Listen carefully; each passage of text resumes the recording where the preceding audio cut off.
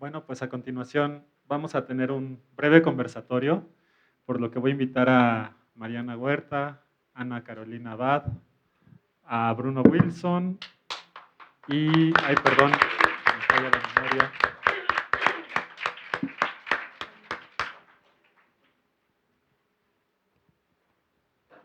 Y a Heriberto Acuña, que por acá está, perdón.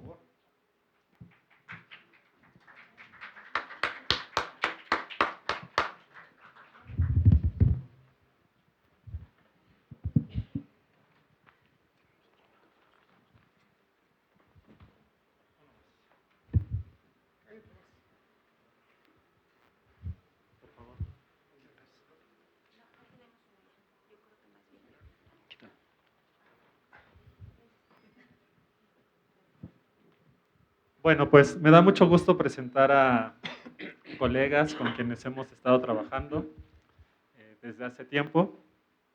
En primer lugar, les presento a Mariana Huerta. Ella es la responsable del acervo fotográfico del Centro de la Imagen. Está con nosotros Ana Carolina Abad. Ella es la coordinadora de proyectos del Museo Nacional de la Estampa. Está Bruno Wilson. Él es subdirector de conservación y restauración del Museo Nacional de los Ferrocarriles Mexicanos en la ciudad de Puebla. Y finalmente nos acompaña Heriberto Acuña. Él es el jefe de la fototeca, de Radio Educación y del departamento de acervos. Para este conversatorio, que va a durar aproximadamente 30 minutos, preparé una serie de preguntas con la idea de que, más allá de las especificidades de los acervos que resguardan estas instituciones, ya podamos empezar a extrapolar algunas ideas de cómo son los flujos de trabajo, las experiencias, las lecciones aprendidas por parte de estos equipos y cómo nos pueden ayudar a que a partir de esas experiencias podamos ir socializando ese flujo de trabajo, esta herramienta, y que vayamos finalmente acercándonos a este objetivo del que se les habló muy al inicio, de ir creando un ecosistema de repositorios digitales dentro del sector cultura del gobierno federal. Traigo mi acordeón para hacer las preguntas. No hay un orden preestablecido, entonces por favor quien quiera tomar la palabra en primera instancia, hágalo con toda libertad. También podremos ir intercambiando puntos de vista en reacción a algún comentario de cada uno de ustedes. Y la primera pregunta que les quiero formular es, ¿cuáles son los principales retos para la gestión de acervos digitales en su institución? Pidiéndoles que hagan un especial énfasis en los aspectos técnicos que tiene de origen el espacio de trabajo donde ustedes laboran, los aspectos metodológicos, cómo han ido resolviendo la gestión de sus acervos digitales, y pues también una parte que tiene que ver con tiene que ver con cómo se organiza su área de trabajo para catalogar, registrar las obras, difundirlas, etcétera, ¿no? Entonces, por favor, quien quiera iniciar, con toda libertad. Bueno, pues, en vista de que todos voltearon para acá, digamos que muy rápidamente en el Centro de la Imagen ya teníamos una buena parte del camino andado, sobre todo en términos metodológicos, gracias a la norma mexicana de catalogación de documentos fotográficos. Entonces, en ese sentido, no partimos nosotros de cero ni para la organización, ni el inventario, ni la catalogación. Antes de la norma, que se publica en 2016, ya había un inventario con una catalogación, pero era más sencilla, es decir, con menos datos que describieran a las imágenes. Y cuando en 2016 se implementa ya la norma ahí en el acervo, pues comenzó el proceso, digamos, de completar la información para todas las fotografías. Es un proceso que no hemos concluido aún, pero que ya llevamos un muy buen avance. Y entonces, digamos que ese paso de la metodología, pues ya la teníamos como bastante andado. Por otro lado, en términos técnicos, teníamos el problema de que al utilizar un software que no es de uso libre, pues no podíamos generar una plataforma que utilizara ese mismo software para difundir las colecciones, y que sí era un proceso, digamos, muy anhelado desde la institución y pues sobre todo desde el área específica del acervo, ¿no? Porque es muy complicado a veces lograr una buena atención al público cuando es un personal no muy numeroso, cuando además hay preguntas muy específicas y otras al contrario que son muy abiertas y que entonces para ir acompañando ese proceso, pues nos ayudaría mucho tener una plataforma pública que no teníamos, ¿no? Y finalmente, en términos organizacionales, como les decía, somos un equipo pequeño, realmente somos 3 personas que nos ocupamos de tanto el inventario, el catálogo y la digitalización de esa colección. La ventaja nuestra también es que la colección es muy acotada, es solo fotografía, no tenemos nosotros ahorita en este momento que trabajar con documentos o trabajar con otro tipo de materiales que implicarían pues que la norma se tuviera que modificar o que tuviéramos que utilizar diferentes normas para la organización de nuestros archivos, de nuestro acervo, nuestras colecciones. Y entonces, digamos, la ventaja enorme que encontramos es que ya no íbamos a depender de un software de pago, que tuvimos el acompañamiento de todo el proceso con el personal que primero estuvo en Mexicana y ahora, digamos, como mexicana, pero a la medida de los lugares que para nosotros pues es mucho más ventajoso y nos parecía que hacía mucho más sentido que este enorme ente que iba a reunir todo y que no, pues no necesariamente había un flujo como tan cercano para resolver nuestras dudas, para que realmente fuera un repositorio que a nosotros nos hiciera sentido y nos sirviera y que por la experiencia que tenemos de atender al público también le sirviera al público.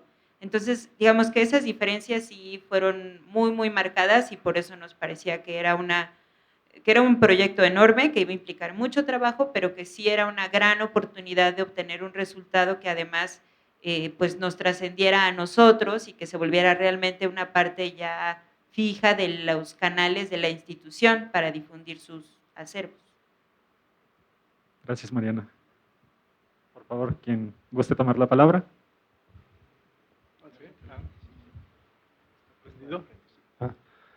Bueno, para nosotros un reto muy importante es simplemente la diversidad y el tamaño de las colecciones que tenemos.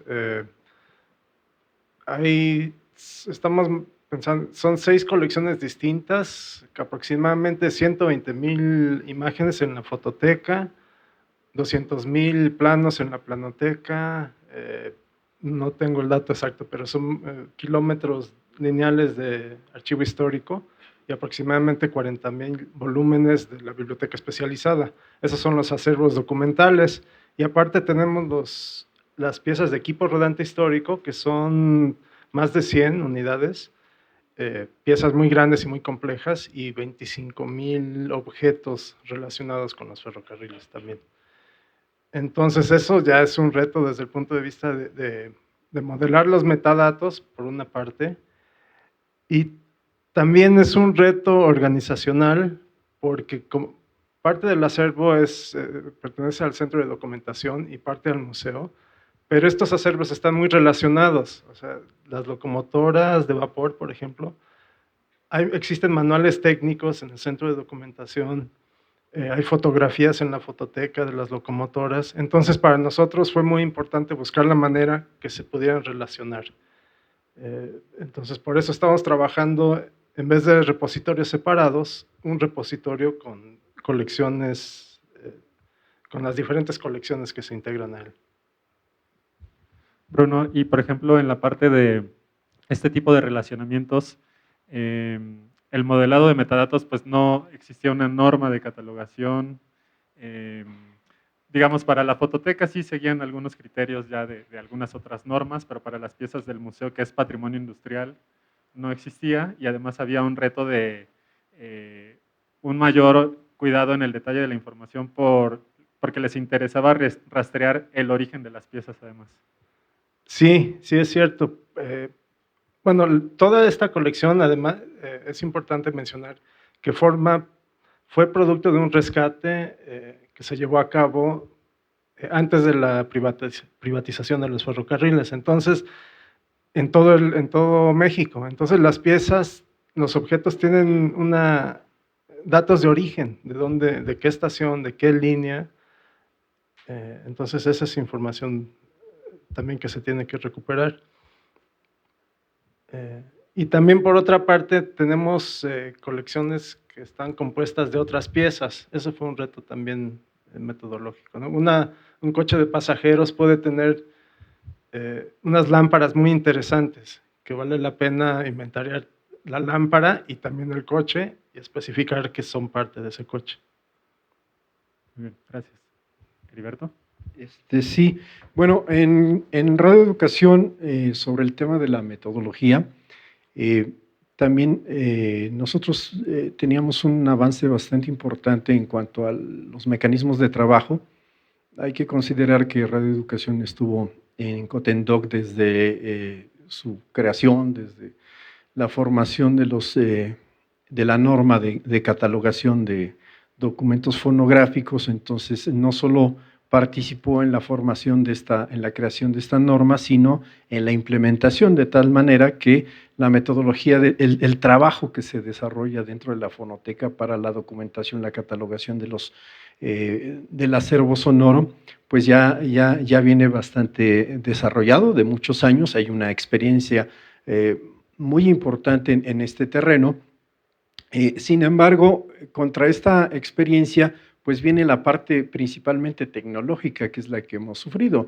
Entonces, en algún momento se hizo un proceso de digitalización, que fue uno de los procesos más importantes en materia de acervos sonoros. Desafortunadamente, no hubo la política que permitiera dar continuación a este proceso. Se concibió la digitalización como algo que terminaba el 3 de julio de tal año, ¿no? Sin embargo, esto sabemos que no es así. Entonces, no hubo continuación y el reto que tenemos en este momento pareciera que no es en términos de documentación, sino más bien en términos de digitalización.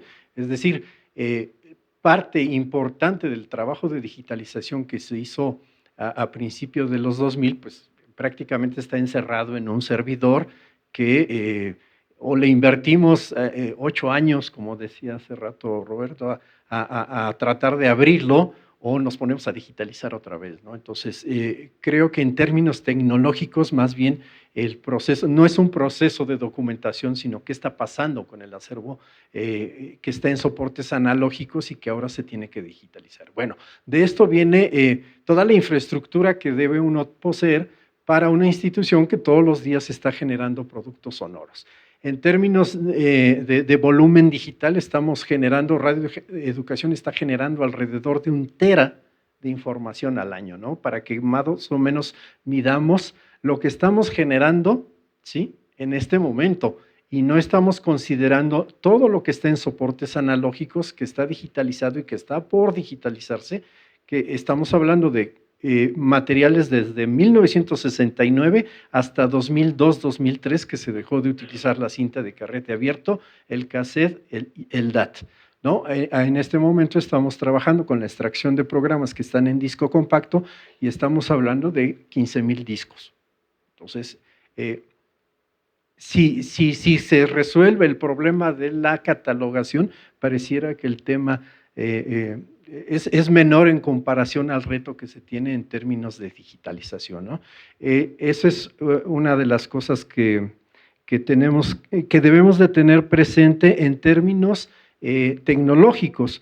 En términos metodológicos, pues ya les decía, es importante considerar toda la experiencia que ya se tiene, y por supuesto la capacitación que debe de ser permanente. No contamos en radioeducación con un perfil de archivonomía, biblioteconomía, por ejemplo, que nos pueden ser de mucha utilidad. Muchos de nosotros hemos aprendido estas materias en función a la experiencia que hemos tenido. Entonces, eso también es muy importante considerarlo cuando pasamos a revisarlas en términos organizacionales. Cuando estamos hablando de un archivo que tiene 70,000 cintas de carrete abierto, más de 140,000 programas de audio contenidos en esas cintas, más los 15,000 discos compactos, más los cerca de 6,000 o 7,000 documentos digitales que tenemos a partir de la pandemia, necesitamos considerar que la fonoteca no está dando un servicio solamente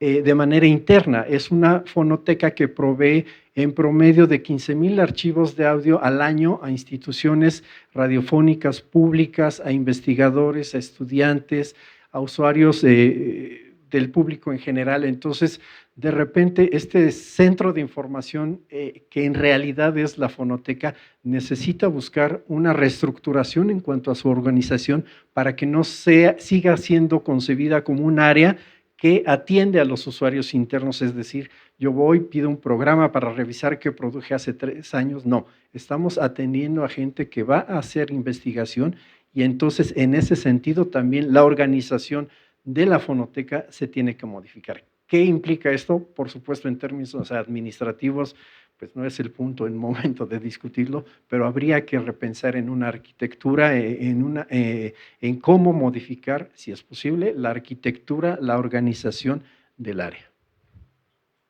Gracias. También quiero resaltar que el proyecto que está encabezando Heriberto de catalogación por medio de Tainacan, lo iniciaron de manera autogestiva. Ellos en algún momento, por alguna de las actividades que se realizaron por parte de Mexicana, tuvieron conocimiento de Tainacan, contactaron a Dalton, le pidieron una primera asesoría, de ahí se derivó una comunicación también estrecha con Dalton y su equipo.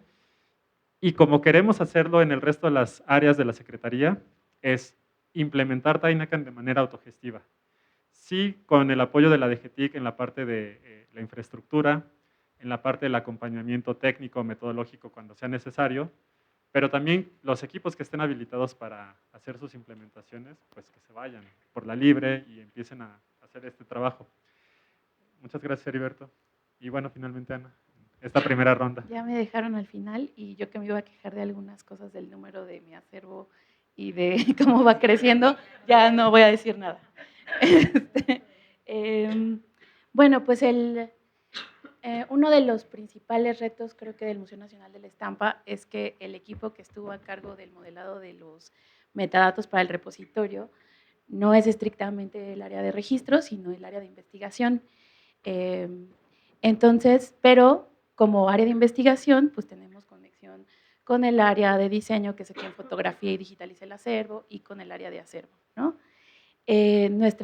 Nuestro otro gran dificultad es, bueno, no son las 120,000 piezas de ferrocarriles, pero sí son más de 12,000 obras que además el Museo de la Estampa no tiene en exhibición permanente.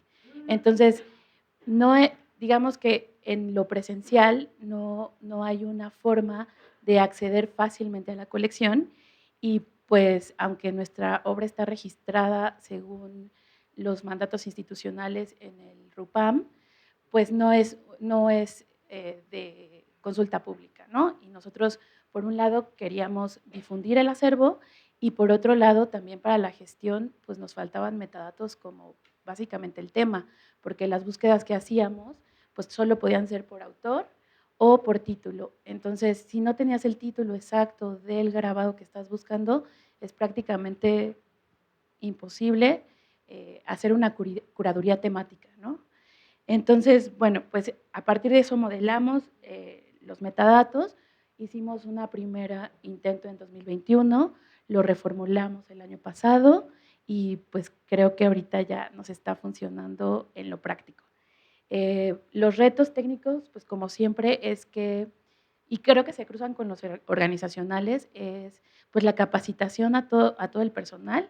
En este momento solo somos 2 personas que estamos a cargo de las bases de datos y del repositorio, pero pues obviamente estamos en el proceso de integrar al equipo de registro y control de obra para que, además de la ayuda que ya nos han dado al permitirnos revisar y cotejar los datos con la obra in situ, pues también que ellas terminen de completar nuestra plantilla de metadatos con datos sobre conservación, avalúos, etcétera, para que se convierta en una verdadera herramienta de gestión interna, no solo de difusión del acervo.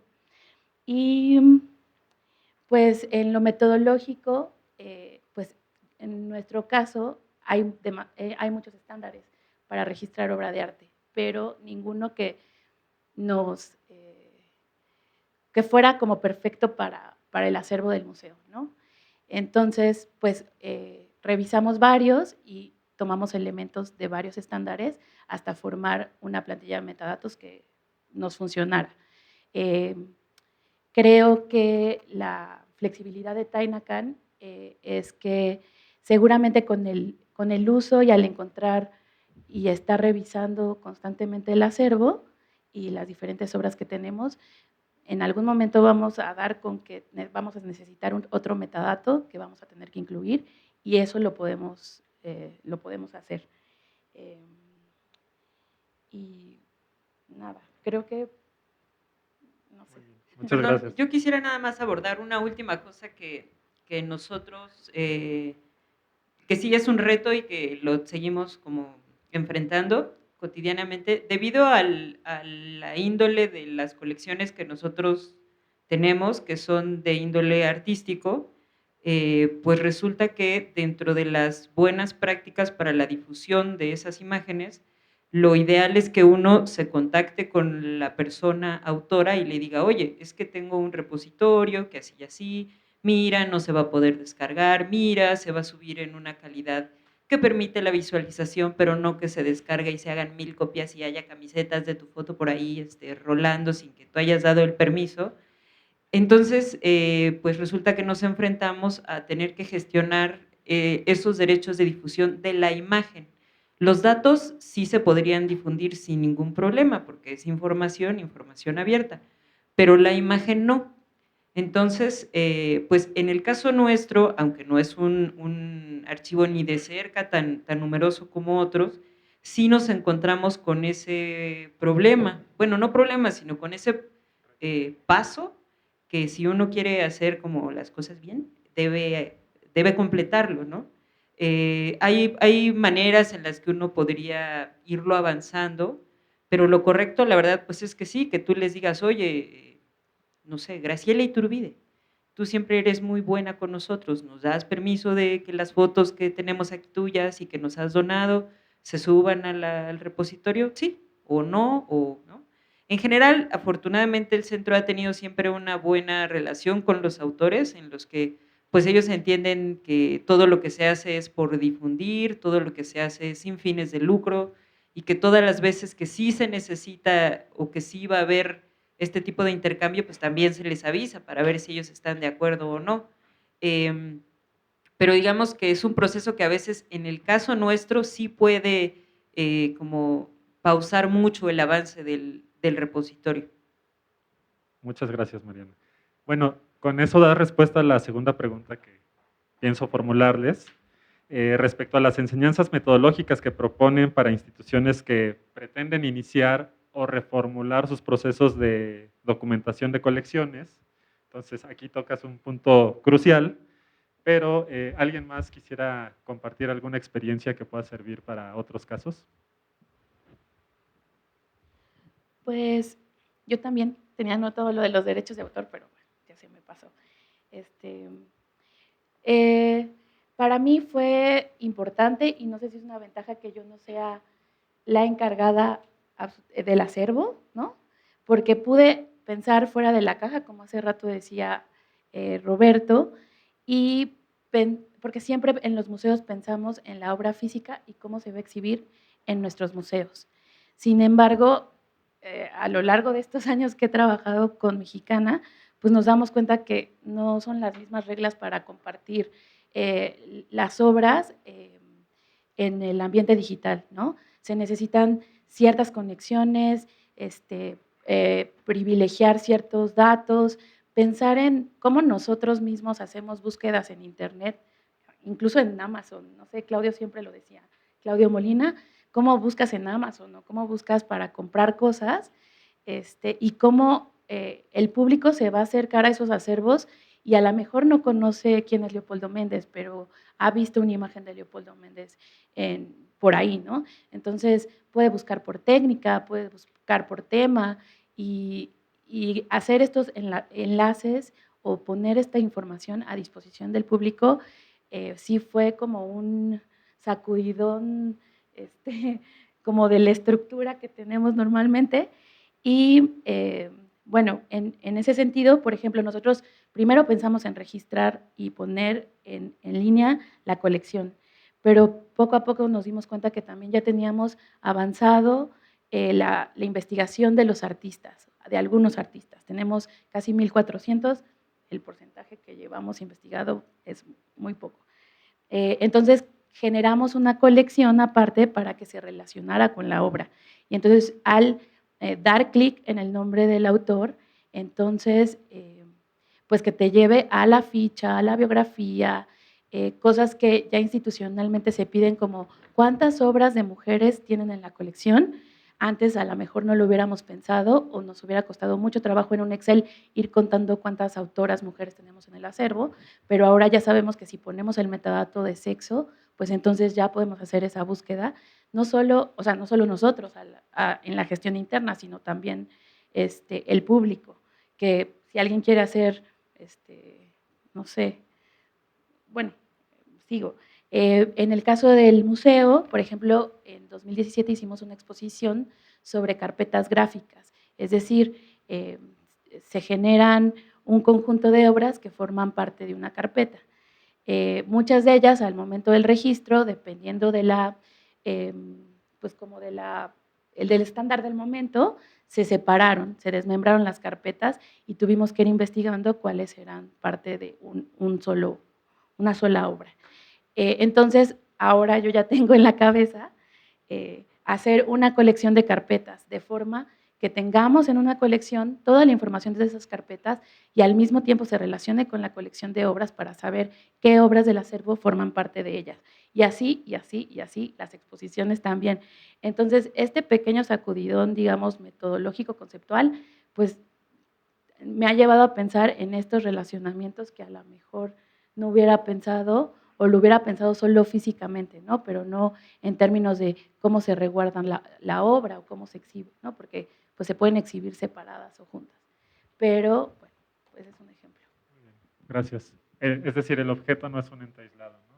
Hay que verlo como parte de una colección y modelar la información a partir de esa idea. Sí, en el caso de radioeducación, yo quisiera mencionar algunas experiencias en lo general.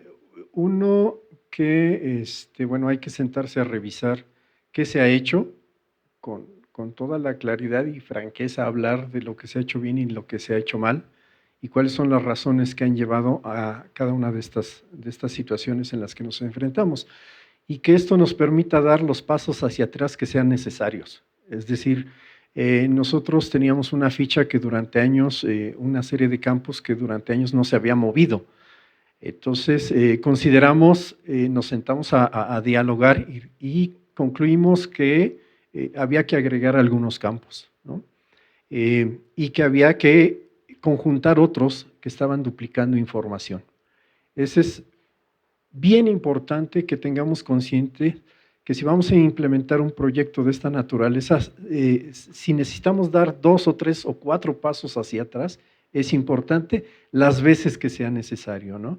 Y justamente lo que nosotros hicimos fue pilotear el Tainacan con 20 series, con diversas características y a partir de ahí sacar conclusiones y documentar este proceso de diagnóstico, de tal manera que vamos dejando los documentos que sirvan para la gente que viene atrás de nosotros y que tengan claro cómo fue el proceso por el que llegamos a implementar Tainacan, por qué lo llegamos a implementar y cómo lo estamos implementando, de tal manera que al hacer la información de manera horizontal con la gente que integra el área de la fonoteca, todos sepan hasta donde sea posible todo, ¿sí? Que no sea el jefe de la fonoteca el que sabe manejar los 10 botones y los demás solo 3. Eso es fundamental. A estas alturas de la vida es importante que todos sepan manejar todo. Y sí es cierto que es fácil implementar el Tainacan. Yo no diría que en media hora, quizá necesitamos otros 15 minutos más, pero en realidad sí es muy sencillo y hay que aventar y romper esa limitante que a veces nos ponemos de decir, ay, yo no sé de informática, ¿no? Ay, yo me confundo con el botón derecho e izquierdo. Bueno, pues rompan eso porque si no, nos estamos limitando en cuanto a la operación de las herramientas, ¿no? No es cierto que los niños de ahora traen el chip puesto diferente, no. Nosotros tenemos que activar ese chip que tenemos de siempre, no es una cuestión de generaciones, ¿no? Si aprendimos a hacer clic en el derecho y el izquierdo, seguramente vamos a aprender a hacer todo lo que el compañero nos acaba de mostrar. Entonces, eso es bien importante. Un tema nada más rápido, el tema de los derechos de autor también es bien importante. Hay que seguir cultivando el tema de los derechos de autor por muchas cuestiones que ustedes conocen. Les platico que había un repositorio en Radio Educación en el cual se podía descargar todo, absolutamente todo lo que ustedes quisieran, sin ninguna restricción.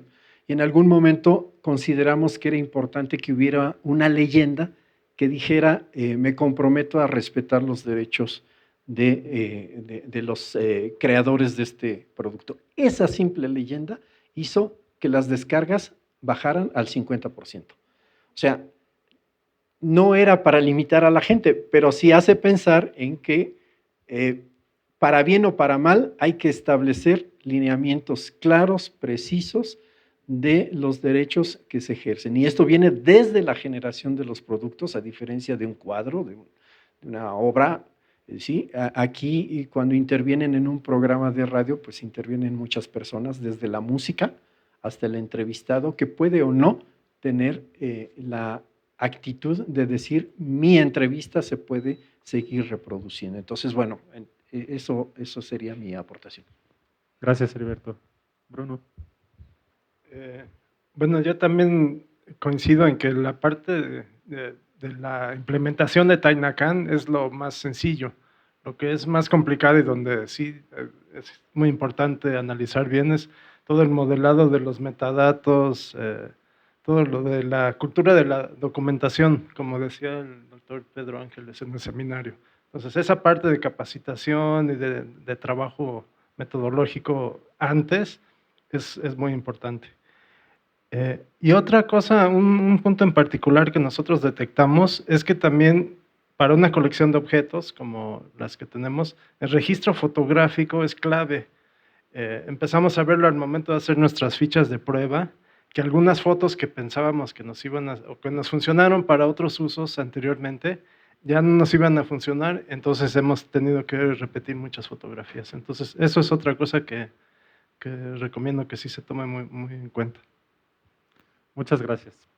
Bueno, ya para concluir este conversatorio, yo formulé una pregunta que habla sobre las ventajas y desventajas de utilizar una herramienta como Tainacan.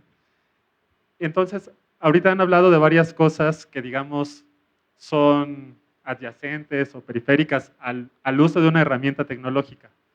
Pensando Tainacan solamente como una herramienta de precisión que nos puede servir para atornillar o para cortar con precisión. Si lo pueden resumir en un bullet, en una frase concreta,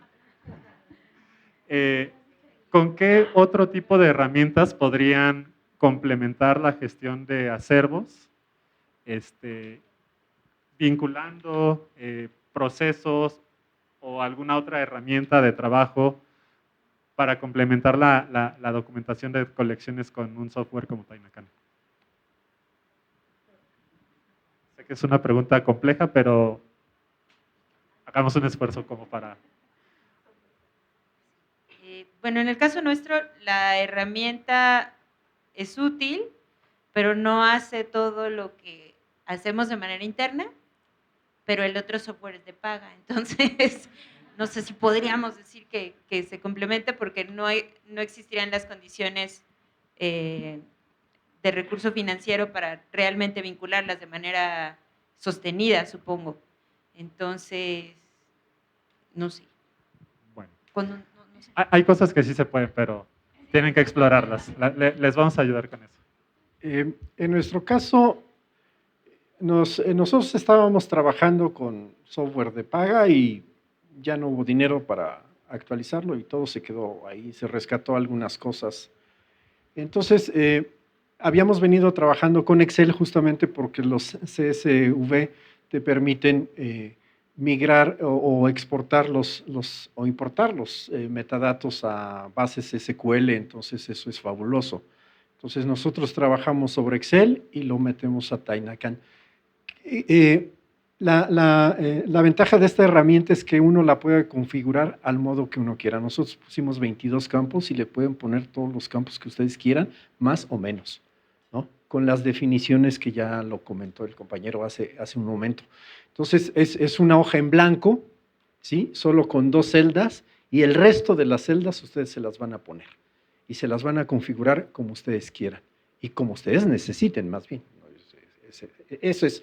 En particular, el tema de la radio es vincular las fichas catalográficas con los audios, y ese es un tema que tendríamos que revisar porque además implica espacio de almacenamiento, ¿no? Entonces, ahí no es que sea una deficiencia, sino es la naturaleza de Tainacan que se tiene que vincular a mecanismos de trabajo de una estación de radio.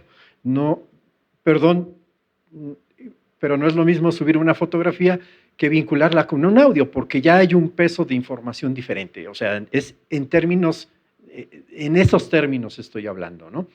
Esa es una cosa importante, y creo que una cosa que también es importante desarrollar es la información estadística que pueda generar cuando consultas el Tainacan a partir del WordPress, es decir, cuántas visitas tenemos, cuántas descargas tenemos, si podemos descargar en alta calidad, en baja calidad, que ya son elementos que corresponden a herramientas más específicas para la administración, la gestión de un acervo sonoro. Entonces, y ahí quiero con esto concluir la importancia de que no solamente seamos usuarios de Tainacan y que estemos supeditados a lo que generosamente está desarrollando la Universidad de Brasilia o el equipo del doctor Dalton, sino que a partir de las experiencias que nosotros tenemos, podamos aportar otros elementos de desarrollo de esta herramienta para que sirva tanto a museos, a galerías y a estaciones de radio y quizá también canales de televisión. Digo, me estoy aventando a cosas que a lo mejor no van en este momento, pero sí es importante que con base a nuestras experiencias el Tainacan o lo que derive de ello contemple la aportación de las experiencias de los acervos de México. Sería fabuloso que además no solo la experiencia que ustedes pueden aportar con cada uno de sus acervos contribuya a este desarrollo, sino desde la academia. Digo, la Universidad de Brasilia tiene que ver mucho en el desarrollo de esta herramienta. ¿Por qué no pensar que las universidades, los institutos tecnológicos, las escuelas que tienen gente que está desarrollando programación, que está haciendo programación, contribuya a este trabajo que se requiere para los acervos de México, no para la Secretaría de Cultura, no para Radio Educación, es para nuestros acervos en todo el país. Por lo tanto, todos deberíamos de estar contribuyendo al desarrollo que ya gentilmente nos han compartido la gente de Brasil de manera gratuita. Eso sí, les puedo asegurar, es libre, libre, libre. Gracias, Heriberto. Bruno, en 1 minuto o menos. A ver, rápidamente. Lo que estamos pensando es que también, creo que sí existe esta herramienta en Tainacan, pero no estoy seguro, que sea como un foro para colaborar con la comunidad, que la gente pueda comentar sobre las fichas en los acervos. Existe. ¿Sí existe? Bueno, eso es lo que quisiéramos hacer, que se vuelva también sí, colaborativo y que no sea solo en un sentido, sino que se vuelva una comunicación. Muy bien.